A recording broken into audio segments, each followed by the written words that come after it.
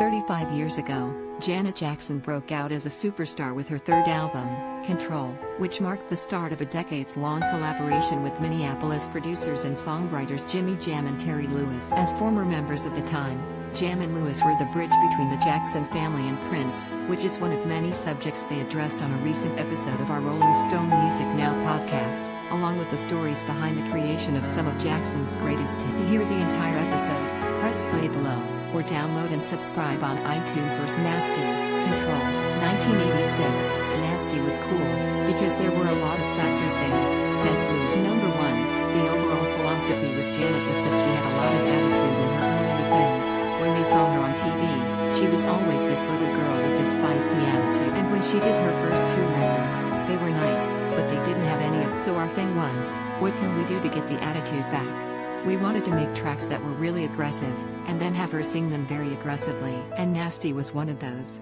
Related here, Jimmy Jam and Terry Lewis share hit-making secrets. Justin Timberlake apologizes to Britney Spears. Janet Jackson, I know I failed. Related the 10 most bizarre country Christmas songs. Jerry Jeff Walker's Viva Terlingua. Inside the Fringe Country album, when she went in to sing it, she started singing it in the high Janet voice, and we said, Janet, what if you sang it an octave lower?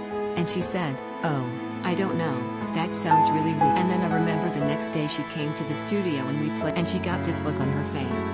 It's the best look an artist could ever give you, that look of surprise and satisfaction. And that was the thing that fueled us, because Nasty was one of the earlier songs we did in making Control. That kind of took off of any apprehension she had, any nervousness. She knew we had her. What have you done for me lately? Control, 1986. What Have You Done For Me Lately was supposed to be a song for Jam and Lewis' debut album under their own names, which they ended up only now decades later. Are they getting around to working on their own album, which they're hoping to release before the end? We ended up thinking we were done with Control, says Lewis.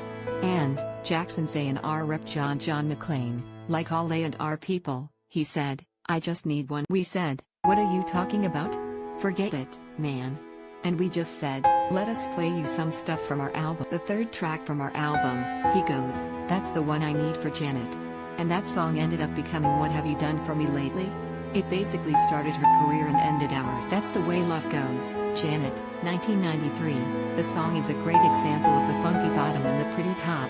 It doesn't get funkier than James Brown. So at the foundation of that song, you have the most famous hip-hop samples that exist. You had the Honey Rivers, Impeach the President, which is the drum beat, and then you had, along with that, James Brown's Papa Don't Take No Mess, which is one of the funkiest James Brown songs ever. The idea was to take that and make a song out of it. Put chords over the top, add a B action, and all those types of things. We were using beautiful, soft synthesizers, and we thought it was a great kind of sonic palette to work with. And I remember playing the song for Janet the first time, not even the song, just the track. She kind of said, it's okay. But she took the song with her on cassette, and when she was on vacation, they played the song, and if you remember the That's the Way Love Goes video, that was kind of what happened. Everybody started going, oh, man, Janet, this is amazing. And so when she got back to Minneapolis, she said, oh, my God, we have to work. She was staying at my house, and about 2 in the morning, she hit me on the and she said, I got it. It's gonna be called That's the Way Love Goes. It was just All For You, All For You, 2001. All For You was built on a sample from The Glow of Love, the 1980 dance hit by Change, with Luther Vandross. We love sampling, says Lewis. We embrace sampling. A lot of people think we should be music purists, but we use whatever tools. I was a DJ in my early days, and Glow of Love was one of my favorite records.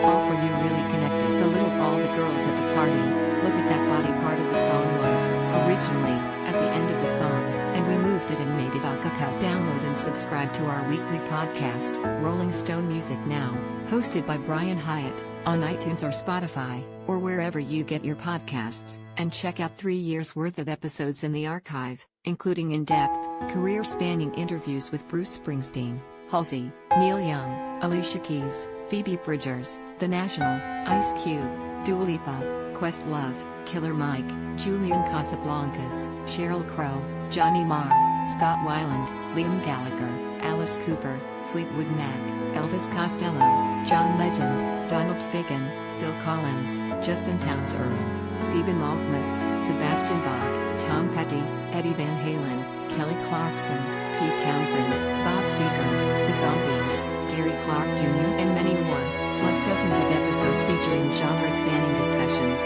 debates, and explainers with Rolling Stone's critics and reporters. Tune in every Friday at 1 p.m. AT to hear Rolling Stone Music Now broadcast on Sirius